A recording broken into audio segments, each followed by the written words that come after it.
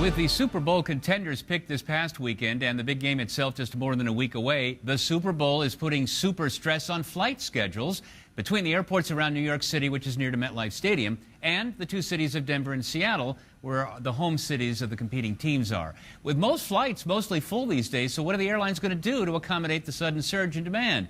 Well, just for Super Bowl plans, the major carriers are again going to add extra flights. Johnny Jett, he's the editor-in-chief of the travel information website, johnnyjet.com. So what carriers are doing this, and how soon after the contenders were picked this past weekend did they actually add the flights?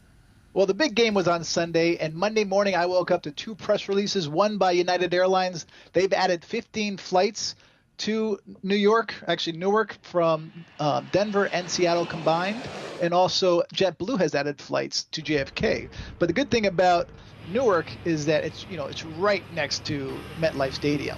You can almost walk there. I mean, it's not that close, especially because it's going to be freezing cold too. But it's nice and convenient. And so United has not only added more flights, but they added bigger aircraft. So they're flying 777s from Seattle and from Denver. Now, they've done this for Super Bowls in past years. Are there any other events, quick turnaround, sudden announcements that you've ever heard of that the airlines respond to by adding flights?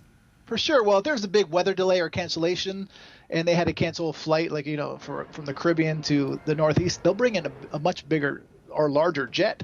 Instead of maybe an A320, they'll bring in a 777 if they can, just to help capacity. Also, because the Olympics, usually when there's Olympics or the World Cup or any kind of major event, they do it. This really wasn't a problem not too many years ago. Since they've changed their flight arrangements, now fewer flights in the air and fewer available seats. Yeah, well, when the airlines went through all that big financial crisis, they cut back so many flights and planes. They actually parked a lot of planes out in the desert, and they just reduced capacity. So that's why you see these flight loads almost 86% these days. I think that's the average. And so when you fly, and actually when I fly, I rarely see a seat open next to me. That's why you got to try and fly on days of the week when most people aren't flying, which is a Tuesday and a Wednesday. All right, Johnny Jett, thanks so much. Thank you.